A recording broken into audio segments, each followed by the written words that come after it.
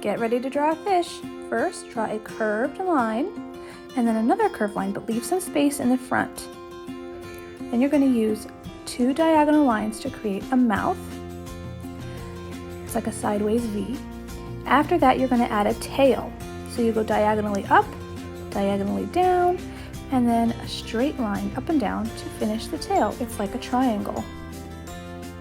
Next thing I want you to do is add a fin. 2 curved lines that touch each other on the top and on the bottom.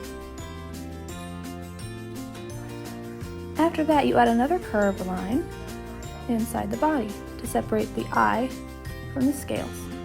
Next, add 1 eye. This is a profile view, so we only see 1 eye of the fish. The other eye is on the other side. The next thing you're going to do is add lots of bumps that stack on top of each other. The bigger, the better. I kind of want to see some nice big scales. See how they stand on top of each other? Keep going until you get to the end of your fish's body. You're going to be adding less scales as you go. Now is when we start to add value. I'm going to start by coloring pretty dark in 1 scale. I have not changed any crayon. I'm using the same color, cerulean, that I chose because it's so pretty. Now I'm going to jump around and color that same amount of darkness. So I'm putting a lot of pressure on my crayon. I'm not putting all the dark scales together. I'm scattering them around so they're not all squished and it's not all dark in one spot.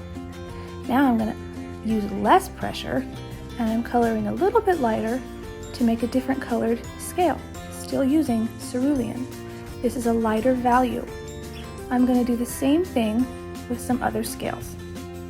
As I go, I change the pressure in the scales.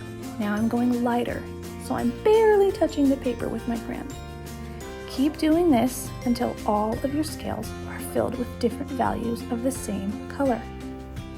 When you're finished, if you want to, and you have a black crayon or a white crayon, you can color over some of the scales to change their values to shades or tints.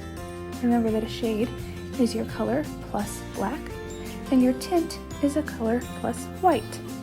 You could also add tones by adding gray.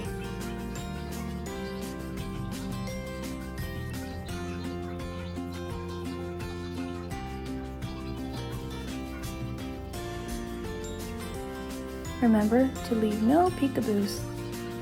You know how Mrs. Heinrich feels about peekaboos. Color the whole thing nice and solid using all those different values. When you're finished, you have the rest of your fish to color.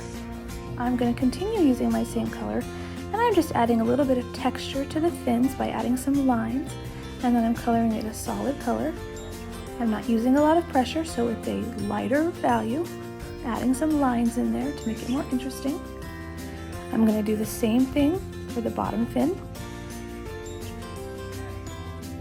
And I'm also going to do the same thing for the tail.